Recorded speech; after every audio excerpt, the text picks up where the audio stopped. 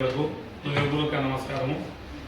మన రోజు municipal chairman అయినటువంటి చంద్రరెడ్డి గారు ఏదో సంజీవనగర్లో పోయి లైట్లు అవి మేమే ఇప్పించినామని చెప్పుకోవడానికి ప్రయత్నం చేసినాడు.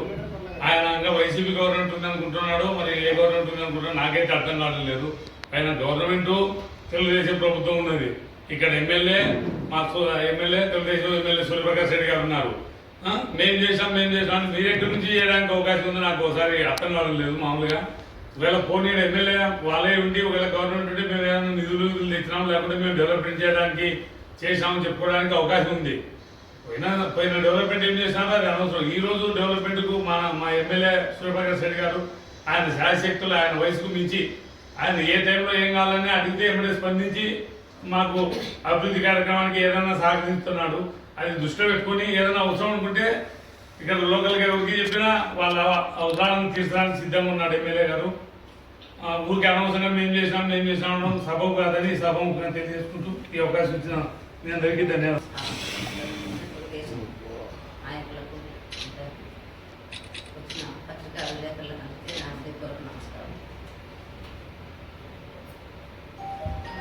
సెలబ్రిటీకి ఏ పని మాటలేదు.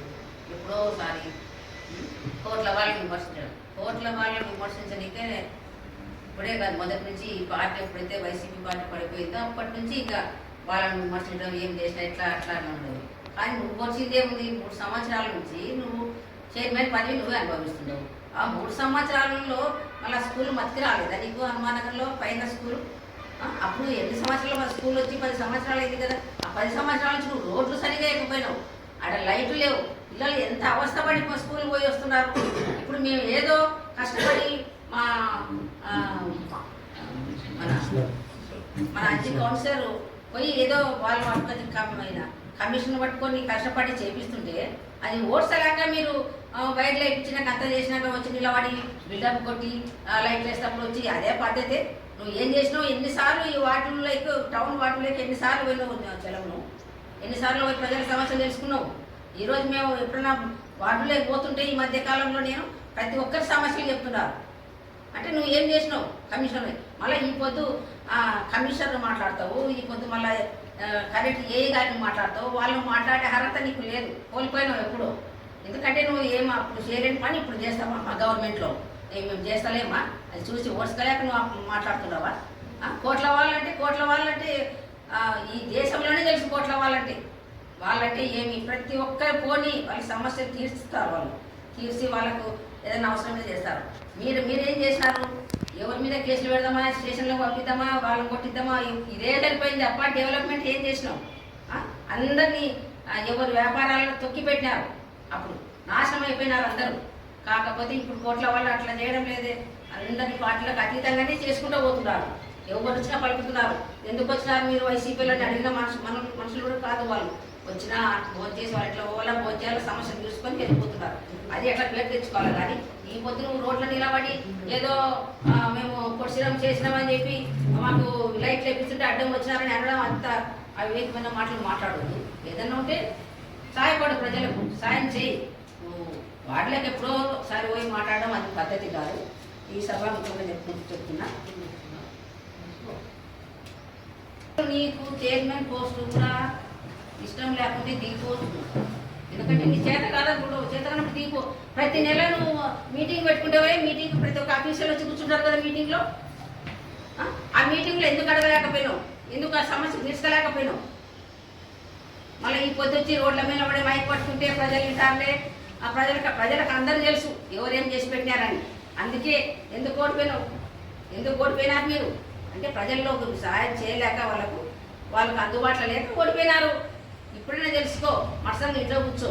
మేము చేస్తున్నాం. ఇంకా 3 సంవత్సరాలు ఉంది. మేము 3 సంవత్సరాలు ఎంత డెవలప్ చేస్తామో ఆ రోజు ఎలక్షన్ల ముందర క్వశ్చన్ ఇప్పుడు కాదు వేయాల్సినది.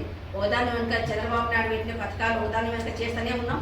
కోట్ల సూర్యప్రకాష్ రెడ్డి అనుకో, సుజాతమ్మ గారు అనుకో, ఖచ్చితంగా అన్ని పనులు నెరవేర్చాలని చెప్పి మాట ఇచ్చుకున్నారు. అవి ఖచ్చితంగా నెరవేర్చి తీరుతాము.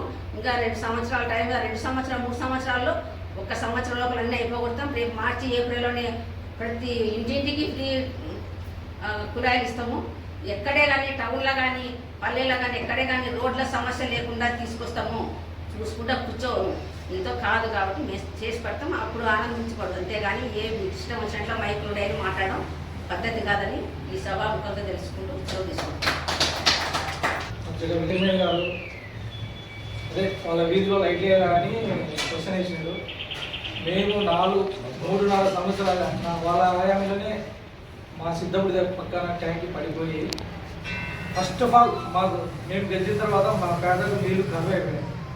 మేము గెలిచిన తర్వాత ఫస్ట్ ఆఫ్ ఆల్ పేదంజల్లోనే 2023లో 23 నుంచి మేము ఎంత ఇబ్బంది పొందాం. SC colony water problem first problem, తర్వాత సమ్మర్లో ఆ ట్యాంక్ పడిపోయి నీరు ఇంతవరకు ఎన్నిసార్లు 2.5 సంవత్సరాలు ఇంతవరకు ఏరియా ఎస్సీ కాలనీ నీరు అసలు ఇప్పుడు ఎస్సీ ఇప్పుడు వచ్చినాయి, ఇప్పుడు డెవలప్ చేసుకుంటాం. జరిగిన విషయంలో చైర్మన్ గారు సంజయనారాయణ ఏదో ఒక చిన్న లైట్ ఆయన ఏదేదో రాజ్యాంతరం చేసినాడు. ఆ వార్డులో 4 ఏళ్ళ రోడ్లు తీసేస్తే మరి నా వార్డు పోయి అట్లనే దగ్గర ఉండి పని చేయించవచ్చు. 4 ఏళ్ళ నుంచి నేను మొత్తుకుంటూనే ఉన్నా, సార్ ఇట్లా మా ఏరియాలో రోడ్లు బాగాలేవు, మరి ఇట్లా ఏంటంటే అది సమాధానం చెప్పుకుంటూనే వస్తున్నారు. కాకపోతే అదే నేను జస్ట్ ఒక లైట్ పడనందుకే నువ్వు పోయాడు రాజ్యాంతం చేసినావు. మళ్ళీ 4 ఏళ్ళు నా రోడ్లు పోయినాయి ఉన్నారు. ఆ రోడ్లకి పోయి అట్లే దగ్గర ఉండి చెప్పవచ్చు కదా మీరు. అంటే మీరు మొత్తం టౌన్కే చైర్మన్ కదా, ఆ టౌన్ చైర్మన్ అయినప్పుడు మీరు మొత్తం టౌన్ కల్లా ఇన్ఛార్జ్ కదా, మీరు మీ అనుభవంలో ఉంటాయి కదా, మరి అన్నిపై మీరు దగ్గర ఉండి ఎందుకు చెప్పలేకపోతున్నారు? ఈరోజు మా ఎమ్మెల్యే కోట్ల సూర్యప్రకాష్ రెడ్డి గారు ముందుండి ఈరోజు అన్ని పనులు నడిపిస్తున్నాడు. మీరు ఓడ్చుకోలేక ఇవల్ల జీర్ణించుకోలేక రాబోయే ఎలక్షన్లకు ఏదో మా మీద మట్టి జల్లాలనే ఉద్దేశం తప్ప మీకు ఇంకొకటి ఏది లేదు. ఈరోజు మున్సిపల్ చైర్మన్ కమిషనర్ గారు ఉన్నారు, వారు ఏది అడిగినా దగ్గర నుండి అందుబాటులో నుండి పనులు చేస్తున్నారు. పోయిన ఇయర్ మనకి ఎంత నీళ్ళ ఇబ్బంది ఉంటుండే, అలాంటిది ఏమన్నా ఇబ్బంది కలిగించిన సూర్యప్రకాష్ రెడ్డి గారు దగ్గర ఉండి ఈ పనులు నీళ్ళది ఇబ్బంది కలగకుండా చేయాలని చెప్పి పోయిన ఇయర్ నీట్గా ఎక్కడ కూడా ఏ సమస్య నీటి సమస్య లేకుండా చేసినారు. అది ఈరోజు మా ఎమ్మెల్యే గారు గర్వించదగ్గ విషయం. మీరు అదొక్కటి ఆలోచన చేసుకోవాలి. ముందు రేపు మళ్ళీ ఎండాకాల సమ్మర్ వస్తుంది, దానికి ఏం కథ అని ఇప్పటి నుంచే ప్లాన్ చేసుకుంటూ ఉన్నాం మేము.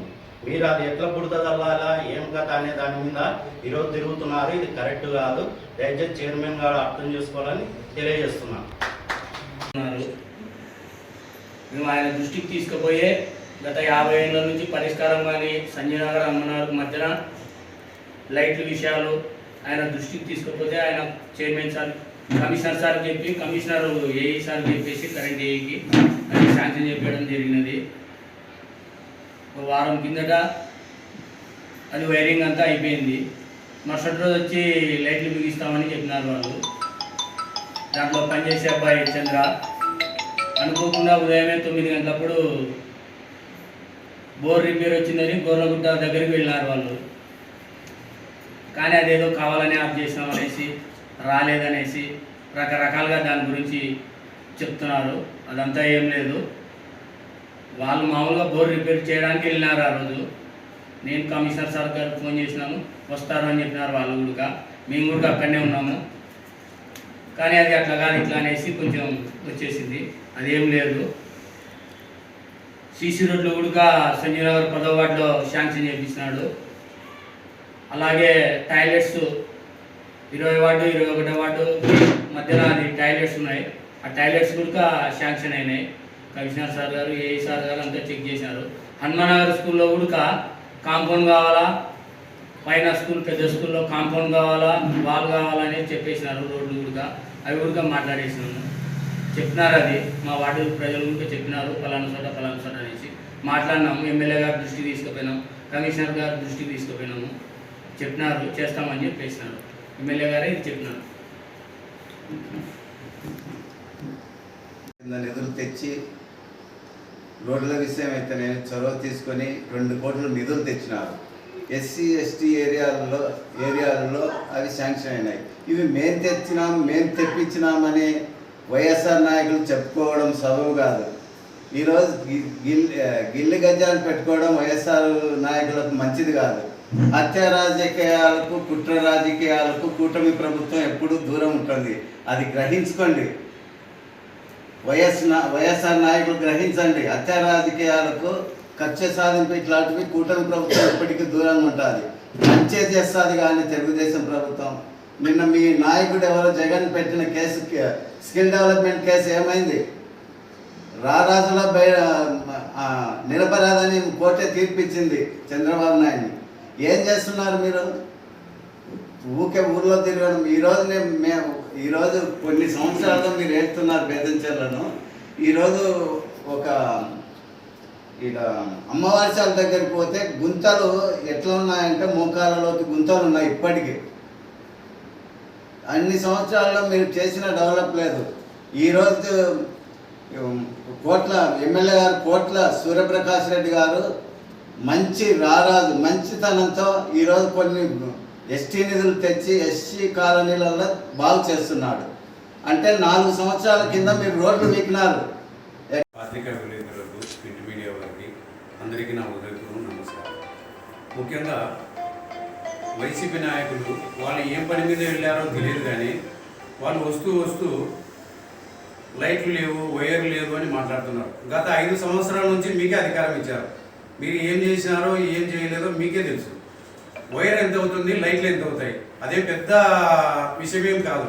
మీరు ఒకసారి అధికారులకు చెప్తే కానీ లేకపోతే మీరే సొంతంగా పర్యవేక్షించి చేయించుకుంటే కానీ పని అయిపోయేది. అది కాకుండా మీరేదో ఏం చేయలేదని చెప్పి మా మీద కుదరడం అనేది అది సరైన పద్ధతి కాదని నేను పత్రికాముఖంగా తెలియజేస్తున్నాను. అంతేకాకుండా మీరు ఒకటి పైప్ లైన్ సంపు ద్వారా ఒక పైప్ లైన్ వేశారు. అది ఊరికి ఏం సరిపోవడం లేదు. కానీ మా ఎమ్మెల్యే గారు ప్రకాష్ రెడ్డి గారు మరి శాంక్షన్ చేసి సపరేట్ పైప్ లైను నీళ్లు అందరికీ అందాలనే ఉద్దేశంతో ప్రత్యేక నిధులతో అంటే ఎస్సీ ఎస్టీ సబ్గ్రాంట్ అయితేనేమి, 15th ఫైనాన్స్ అయితేనేమి, వివిధ రకాల నుంచి మా ముఖ్యమంత్రి చంద్రబాబు నాయుడు గారిని అడిగి నిధులు నువ్వు మాట్లాడుతున్నావు. ఈరోజు అందరూ కూడా కమిషనర్ ఉన్నా సంవత్సరంన్నర వచ్చి ఎట్లోంచి నీళ్లు తెప్పించి అన్ని చేసిన ఘనత మా తెలుగుదేశం పార్టీ ఉంది, మా ఎమ్మెల్యే గారి మీద ఉంది. కానీ నువ్వు ఏదో అధికారంగా ఈరోజు వచ్చింది లేదని పుడా మాట్లాడాను. 4 ఏళ్ళ అధికారం నీ దగ్గర ఉంది కదా, మా చేతులు ఏమన్నా ఉందా అధికారం? ఏమన్నా ఆ రోజుల్లో జనాలకు నీళ్ళు లేక చంపలేదా? ఊర్లో ఇబ్బంది అనేది నేను చూసలేదా? ఈరోజు కూడా సాగరపేట పెరిగిన రోడ్లు ఇచ్చే కూడా వేయలే. పెరిగి కావాల్సిన జనాలను ఇబ్బంది పెడుతుంది తెలుగుదేశంకి ఓట్లు వేసినారని. నువ్వు తిక్క రాజకీయం రోజులు జరుపుకున్నావు. ఇప్పుడు జరగదు, నీకు చెల్లుబాటు కాదు. ఇవన్నీ జరిగేది మా లీడర్లు ఉన్నారు, మా నాయకులు ఉన్నారు, అంతా చూసుకుంటారు. అంతా ఏదో నోరుంది కదా అని ఏదో చేయడం, పదవి ఉంది కదా అని ఒక మాట్లాడడం కదా. మా కూడా కౌన్సిలర్ ఉండాలి అంత ఎంతో. బేదంచెర్ల టౌన్లో నీళ్ళ ప్రాబ్లం లేదు, లైటింగ్ ప్రాబ్లం లేదు, ఎక్కడ లైటింగ్ ప్రాబ్లం లేదు.